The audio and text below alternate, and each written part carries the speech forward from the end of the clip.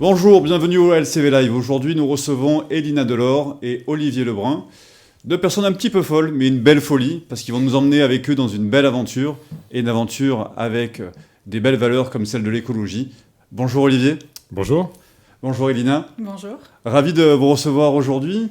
Je parlais de folie, de belle folie, parce que je crois que vous avez un très beau projet, une belle traversée sur un tout petit bateau. Est-ce que vous pouvez nous expliquer un petit peu d'où est né ce projet et quel est ce projet finalement ? À vous expliquer d'où il est né, ça serait très simple, parce qu'on a souvent des folles idées tous les deux. Et je pense que c'est Elina qui a dû lancer l'idée de participer à la Mini Transat en septembre 2023. D'accord. Et alors, moi, qu'est-ce que c'est une Mini Transat ? La Mini Transat, en fait, c'est la traversée de l'Atlantique. Ah, avec ça ? L'Atlantique Nord, oui. On part des Sables d'Olonne, on s'arrête aux Açores, et puis aux Açores, on continue sur Pointe-à-Pitre en Guadeloupe. C'est ça la traversée. Un petit peu comme le Vendée Globe finalement. C'est un petit Vendée Globe, c'est un petit. On se limite à l'Atlantique Nord. Donc d'accord. C'est bien comme limite déjà. Ouais, c'est bien. Ouais. Je pense que pour nous, c'est une bonne limite. Alors Elina, pourquoi cette idée un petit peu folle de faire cette traversée ? L'envie de faire de la voile, j'en ai fait un petit peu, mais l'envie de progresser dans ce domaine-là et de devenir autonome. Donc Olivier ayant un grand, disons, vécu en voile, et puis étant un ami, c'était l'opportunité que de le faire à deux.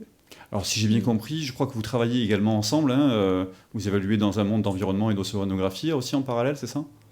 Oui, exactement. Nous sommes tous deux ingénieurs au sein du bureau d'études Créocéan. D'accord. Et on évolue en tant qu'écologue marin. Et donc votre mission en tant qu'écologue marin, elle consiste en quoi finalement ? C'est de la recherche, c'est de l'analyse, Non, c'est pas de la recherche que l'on fait, mais en fait, on apporte notre soutien aux collectivités territoriales, aux industriels, par exemple, au monde privé, qui ont des projets sur le milieu marin. Et donc, nous, on les accompagne pour dessiner le meilleur projet, la meilleure solution pour que l'impact de leur activité soit moindre. D'accord. Que ça soit dans la phase de travaux ou que ça soit dans la phase de production. D'accord. Donc, je crois que la société s'appelle Créocéan, c'est ça ? Exactement. Qui est basée à la Seine-sur-Mer, si je me souviens bien. Tout à fait. Quelle va être la corrélation entre cette traversée et Créocéan, du coup ?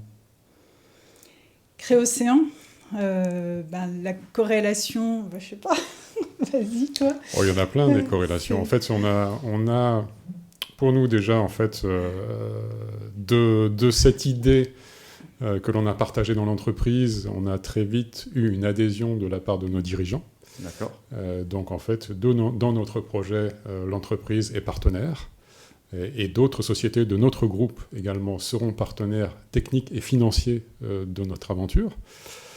Ça, c'est le premier lien avec l'entreprise. Le deuxième, en fait, c'est l'environnement, c'est la préservation de l'environnement, parce que nous, on a mis au cœur de notre projet de minimiser l'empreinte environnementale de notre projet, et donc de faire attention à tout ce qui va être nos activités et nos dépenses.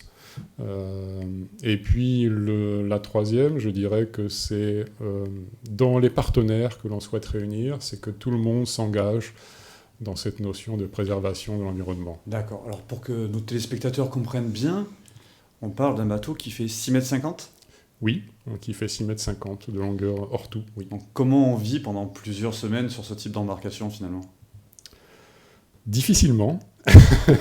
Déjà, on vit en solitaire, puisque la course, c'est une course en solitaire. D'accord. Vous aurez une assistance quand même technique ou vraiment en autonomie totale ? Non, c'est de l'autonomie totale. La différence par rapport à des courses plus importantes, puisque vous parliez du Vendée Globe, c'est que là, c'est une autonomie totale. Il n'y a pas d'assistance, il n'y a pas d'assistance météo. Tout est fait par la personne qui est à bord. Et elle est responsable de son bateau.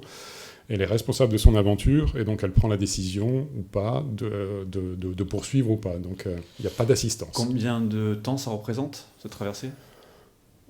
Pour les plus, oui. La première étape, c'est 2 semaines et la deuxième étape, ça sera 3 semaines. D'accord. Et vous faites un arrêt ? Aux Açores. Aux Açores, ouais. D'accord. Très bien. Alors, ça c'est vraiment très important, mais concrètement, comment ça se prépare, comment ça se finance ? Je pense que vous me parliez de septembre 2023, donc On est presque 2 ans, on est à plus de 2 ans avant le projet. Comment vous avez préparé tout ça? Comment ça se concrétise? C'est une somme d'énergie colossale. Ça se concrétise. L'idée, ça va très vite. Après, on se rend compte qu'il faut trouver le bateau et que la demande est, somme toute, assez forte parce qu'il y a beaucoup de candidats. Donc les bateaux. C'est ça? Pardon? Et peu d'élus? Et peu d'élus, oui.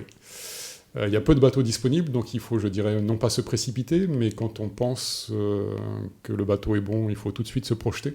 Et donc la projection, ça veut dire que pour nous, c'est un investissement déjà financier, oui. Puisqu'on n'a pas la totalité des partenaires aujourd'hui pour pouvoir boucler notre budget. Donc on a investi, nous, personnellement, chacun, dans le bateau que l'on a trouvé et que l'on a acheté. Ça, c'est la première des étapes. Et puis après, la deuxième, c'est la remise en état du bateau, parce qu'il y a nécessairement des travaux d'entretien qui sont à faire, que l'on a déjà réalisés, et que l'on va encore poursuivre ce week-end. Donc vous faites appel à des appels de fonds avec du crowdfunding. Comment vous faites tout ça? Notre démarche, elle est multiple. Déjà, on cherche des partenaires oui. financiers. Donc, c'est vrai que les premiers mois de l'année ont été consacrés à cette recherche-là. Donc, comme disait Olivier, on souhaite mettre l'environnement au cœur de notre projet. Donc, on sélectionne des entreprises qui sont vertueuses dans leur activité. Toute entreprise peut être, entre guillemets, participer à votre projet? À partir du moment si où elle a une démarche... Voilà, tout à fait, oui. Donc ça, c'est la première démarche que l'on a eue et que l'on va poursuivre dans les mois à venir. Et actuellement, la démarche que nous avons, c'est celle du crowdfunding. Vous pouvez nous expliquer ce que c'est, parce que pas tout le monde sait toujours ces termes un petit peu anglophones. Oui. Ça consiste en quoi? Alors, comment disais-tu? C'est une campagne de financement participatif. Donc en fait, notre projet est hébergé par une société qui s'appelle Ecosi, qui donc gère cette plateforme de fonds et qui a présenté notre projet à des partenaires, à leurs partenaires, et puis également nous on a diffusé auprès de notre entourage, des gens que l'on connaît, des entreprises, des professionnels, de nos familles, les coordonnées de ce site, et puis après donc chacun met ce qu'il souhaite y mettre. D'accord. Donc on mettra l'adresse en bas de l'écran pour que tout le monde puisse voir s'il peut participer et vous aider, vous soutenir dans cette aventure. Demain, je suis une entreprise avec une dimension écologique, je veux soutenir le projet. Comment ça se passe concrètement? Comment ça se passe? Écoutez, nous, déjà, on a tout un dossier que l'on a construit, donc on le présente. On le présente avec l'outil que l'on a, qui est pour nous le bateau. Et puis après, on dit à notre partenaire, voilà toute la communication que l'on est en train de mettre en place sur ce projet. L'objectif pour nous, il est de créer une sorte de communauté dans notre métier, parce qu'on s'adresse plutôt à des gens qui sont dans le maritime, dans l'environnement, dans la préservation de l'environnement, dans ces trois thèmes-là. Et l'objectif pour nous, il est de créer une sorte de communauté de partenaires qui vont se connaître les uns les autres, et puis qui vont peut-être aussi générer du business dans leur domaine, parce que il y a des collectivités publiques, il y a du privé, il y a une société de communication qui est dedans. Donc il y a un sens à ce que tout le monde se connaisse et que tout le monde puisse peut-être générer du business, même si l'objectif il n'est pas là. Il est effectivement que nous, on arrive à regrouper et à obtenir le financement et puis des aides techniques, puisqu'il y a beaucoup d'aides techniques que l'on a. Ça peut être vraiment sur des prix d'usine ou des choses comme ça. Enfin, je veux dire, toute aide pour nous est bonne. D'accord. Ça peut être du vêtement, ça peut être du matériel, ça peut être n'importe quoi. On a besoin de beaucoup de choses sur ce bateau. Alors, pour parler de choses peut-être un peu plus légères, j'ai cru voir passer dans votre communication un transat pour deux. Qu'est-ce que ça veut dire? Vous n'avez toujours pas qui part? Il s'agit d'une transat pour deux, effectivement. Donc, nous sommes 2 sur le projet, 2 à évoluer ensemble pendant ces 2 ans et demi. Et le but étant de permettre à l'un de nous de prendre le départ de la Mini Transat en 2023. D'accord. Et ça va se jouer au bras de fer? Comment ça va se jouer? Celui qui a le meilleur gilet de sauvetage. Plus simplement, ça va être à l'issue des entraînements que l'on va faire dès ce mois de juin et qui vont se poursuivre tout l'été. Et puis, Parce que Lina nous disait tout à l'heure, hors antenne, qu'elle glissait des algues hallucinogènes dans votre nourriture. s'il n'y avait que ça,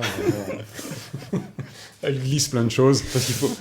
Clairement, Olivier le disait tout à l'heure, mais il faut être un petit peu fou quand même hein, pour s'embarquer sur un bateau qui fait 6,50 m, où je pense que les heures de sommeil se comptent plus en minutes qu'en heures, où l'alimentation risque d'être un petit peu compliquée, où potentiellement des avaries et une météo pas forcément clémente. Parce que la traversée de l'Atlantique, c'est pas forcément de tout repos, si je me trompe pas. Comment on se dépasse à ce niveau-là? Comment vous envisagez ce dépassement de vous-même? On ne se lance pas comme ça dans l'aventure. Je veux dire, c'est nécessairement, on ne se dit pas, comme vous l'avez souligné, il y a un temps de préparation. Il y a 2 ans et demi, en fait, avant le départ. L'objectif, pour nous, il est dès demain de s'entraîner. On n'y va pas comme ça, les yeux fermés, en se disant « je pense qu'on a la capacité ». Non, ça ne va pas marcher comme ça. Ça ne marchera pas. Et nous, ça ne marchera pas comme ça, très clairement. Donc, c'est des entraînements, c'est 1 semaine à 10 jours de navigation en solitaire, en double, parce qu'il y a de la course en double.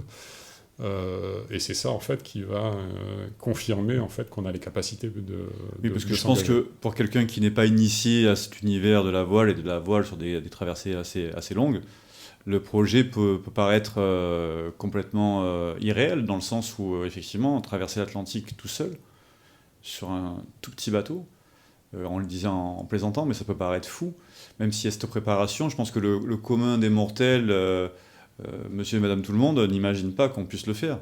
Donc c'est vrai qu'il faut accepter que c'est de l'ordre de l'exceptionnel ce que vous allez entreprendre. Est-ce que vous en êtes conscient de ça? Moi, je pense que j'en suis relativement consciente, mais après, c'est, disons, que prendre le départ de la Mini Transat, c'est notre objectif final, je dirais, et c'est ce qui nous guide. Mais pendant ces 2 ans et demi, il y a tout un tas d'objectifs qui sont complètement Oui, il faut franchir des étapes, du coup. Franchir des étapes, et puis déjà, c'est réussir à mener un projet pendant 2 ans et demi à 2. D'accord. C'est déjà, pour moi-même, qui ai une expérience moindre de montée en compétences. Pour Olivier, je crois que son appréhension, on va dire, aujourd'hui, elle n'est pas technique, mais elle est plus la gestion de la solitude, justement, comme vous en parlez. Donc c'est... Ou alors il veut se débarrasser de vous. Peut-être. C'est ça, hein mais... Parce qu'en fait, t'as un problème, toi, la solitude. Oui, voilà. En fait, on a tous nos points forts. On a tous les deux nos points forts, tous les deux nos petites faiblesses. Et puis déjà, pendant ces 2 ans, c'est de travailler sur celle-ci. Et déjà, je pense, de réussir à progresser sur ces domaines-là va être une réussite en soi. On sait bien que la Mini Transat, peut-être qu'on ne se sentira pas de la faire. Peut-être qu'on se sentira d'en prendre le départ.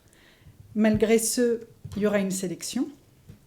Donc peut-être qu'on ne pourra pas prendre le départ parce qu'on ne sera pas sélectionné, mais ça ne veut pas dire pour autant que le projet aura échoué. D'accord. Vous me parliez aussi, Olivier, tout à l'heure d'autres partenaires. Est-ce qu'on peut en parler un petit peu? Vous pouvez nous dire un petit peu ce qu'ils vont faire avec vous? Oui. Avec notre entreprise, en fait, notre entreprise appartient à un groupe français, et donc il y a les autres sociétés du groupe, notamment la société Naomis et puis la société SCE, donc qui sont partenaires financiers et techniques de notre projet. Techniques parce qu'on a besoin en fait d'outils, d'instrumentation, de logiciels, de modèles. Donc ça, on a une des sociétés de notre groupe qui va nous alimenter en outils. On est aussi suivi par une société de communication qui s'appelle Sportsreiser, qui est plus dans l'événementiel et puis dans la promotion d'activités outdoor. Et donc le fait de présenter une activité de voile pour eux, ça leur ouvrait en fait un champ d'activité, et donc ils nous suivent. Il y a bien évidemment le club nautique de la marine à Toulon qui va héberger notre bateau. Comment s'appelle cette entité, du coup, on peut le dire? Le club nautique de la marine de Toulon, en fait, qui est une entité de la marine nationale. C'est le CNMT. D'accord. Si vous nous entendez. Et pour nous, c'était vraiment important parce que tous les marins le savent, et puis ceux qui ne le sont pas aussi, il est difficile de trouver des places à quai en Méditerranée. Oui. Donc c'est onéreux, les places sont peu nombreuses, les listes d'attente sont colossales, et donc le fait pour nous d'avoir comme partenaire le Club nautique de la Marine, c'est précieux. Et donc c'est un accueil de plaisance ou c'est un accueil technique Les deux. Les deux. En fait, nous sommes devenus membres exceptionnels du club parce que nous ne sommes pas militaires, donc ils nous ont acceptés. Je leur ai présenté le projet, ils sont partie prenante. Ça les intéresse d'héberger un bateau de course, qu'on puisse nous aussi leur présenter notre projet, les contreparties. Ils nous ont demandé certaines contreparties, mais somme toute, moi, ça me convient tout à fait, c'est très logique. De la formation auprès de leurs adhérents, etc. Quelques sorties sur notre bateau pour les plus méritants. Voilà, pour nous, c'est un partenaire très précieux. D'accord. Si on parle un petit peu communication, est-ce qu'aujourd'hui, il y a un site internet? Est-ce qu'il y a des supports digitaux ou sur les réseaux sociaux qui peuvent vous mettre un petit peu en avant, je dirais, sur ce projet? Ou c'est peut-être en cours de... Non, je pense qu'on est déjà bien présent. Effectivement, on a un site internet qui présente le projet dans son ensemble. Alors, vous pouvez nous donner l'adresse, du coup? unetransatpour2.com. Super. Si je ne me trompe pas. Et puis, nous sommes également présents sur Instagram et sur Facebook. D'accord. Ouais. Il y a un point aussi important, c'est qu'on n'en a pas en parlé, mais on a un parrain sur ce projet. Je pense que beaucoup de Toulonnais ou de Varois le connaissent, puisque c'est Clément Giraud. Bien sûr. Et donc Clément a accepté de suivre notre projet, et il est très présent. Donc pour nous, c'est précieux de l'avoir à notre côté. Nous l'avons reçu il n'y a pas si longtemps que ça. Donc, Voilà, donc sachez qu'il est avec nous. Très bien. Bon, on le salue également. Parce que c'est vrai que c'est quelqu'un qui a un dynamisme et une passion débordante pour cet univers de la voile. Mais c'est vrai que d'avoir quelqu'un comme ça à vos côtés, c'est plus qu'intéressant, puisque c'est inspirant aussi d'un coup. Donc, bien sûr. Il y a des vraies valeurs qui sont aussi autour de la voile et de l'environnement avec Clément Giraud. Donc c'est intéressant que vous partagiez cette aventure avec lui également. Puis une personne de la région aussi. Disons, on ne l'a pas abordé, mais c'était un des points, on va dire, central aussi du projet. C'était la volonté de réunir des partenaires qui soient locaux. D'accord. Pour créer également parce qu'on aime bien ne pas aller chercher trop loin. Et puis pour créer une dynamique aussi sur la côte méditerranéenne. D'accord. Et justement, sur le bassin toulonnais, est-ce qu'il y a des institutions qui vous ont suivi aussi dans le projet? Ou pas du tout? Oui, il y en a énormément. En fait, ça peut être très mineur, l'aide. Actuellement, notre bateau, il est hébergé sur le chantier Robin Marine à la Seine-sur-Mer. D'accord. Gracieusement, donc pour nous, c'est précieux. Ça veut dire que dès qu'on l'a ramené de Ouistreham, parce qu'on a été le chercher en Normandie, ça c'était la première aventure de notre histoire. Le bateau, on a tout de suite pu l'héberger et on a eu 2 chantiers en fait qui se sont proposés pour l'héberger. Donc voilà, c'est pas une aide colossale, mais pour nous, elle est très précieuse. Parce que dans le timing, on avait besoin de pouvoir travailler sur le bateau à terre. Et donc, c'était parfait. Après, on a aussi des individus, par exemple, Toulon-Provence Méditerranée, qui nous a aidés aussi à trouver le club nautique de la Marine pour nous héberger. Donc, c'est des liens comme ça, c'est une communauté d'acteurs. Nous, on a la chance, en fait, et c'est ce que dit Elina, on a voulu vraiment fonctionner Varois en premier, élargir un petit peu après la plateforme à la région, et puis nécessairement, comme une partie des courses seront en Atlantique, avoir aussi des partenaires dans la... Vous partez des Sables d'Olonne, hein, c'est ça? Oui, dans le bassin atlantique. Donc, mais essentiellement, notre première démarche, ça a été de l'ancrer localement. D'accord. Alors, on va potentiellement clôturer notre émission. Est-ce que vous avez encore quelque chose à nous dire, à nous raconter, quelque chose qui pourrait un petit peu faire vibrer nos téléspectateurs en vend du rêve, encore une fois, aujourd'hui? Comment on pourrait inspirer d'autres personnes à vous suivre dans d'autres aventures? Qu'est-ce qu'on pourrait leur dire à ces gens? Vivez vos rêves. Ouais, je Puis, pense que vivons nos rêves et puis faut toujours y croire, faut pas lâcher, quoi. Je veux dire, quand on a cet objectif et cette volonté d'y arriver, et le fait de le partager aussi, pour moi, c'est très précieux. Oui. J'y serais pas parti seul, même si j'ai plus d'expérience qu'Elina. J'ai la chance de travailler avec Elina. On a la chance d'avoir monté ce projet tous les deux, et moi, très clairement, sans Elina, j'y serais pas parti. Mais c'est une belle déclaration d'amitié en tout cas. Je suis vraiment ravi de vous avoir reçus tous les deux aujourd'hui. Merci Olivier, merci Elina. Merci. Merci. Mesdames, Messieurs, on va vous donner rendez-vous sur des prochaines émissions et puis rendez-vous surtout sur le site internet donc, de untransatpour2.com et également donc, sur leurs réseaux sociaux. N'hésitez pas à les contacter, à les soutenir. Et puis donc rendez-vous en fin d'année pour savoir qui part. Et puis le rendez-vous en septembre 2023. Merci, bonne journée. Au revoir.